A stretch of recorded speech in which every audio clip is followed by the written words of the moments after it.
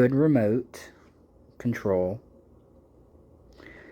Batteries, you just pop in. Works great on my TV. In fact, here's my TV. And works good. My selection and everything. So the only buttons that don't work is the Netflix button. See, I press Netflix, no Netflix. I press Hulu, no Hulu. Press Prime, no Prime.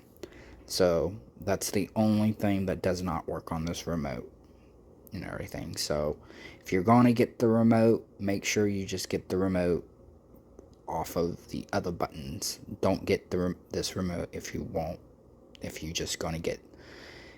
to be used for this, and this feature and everything, because these three features do not work at all.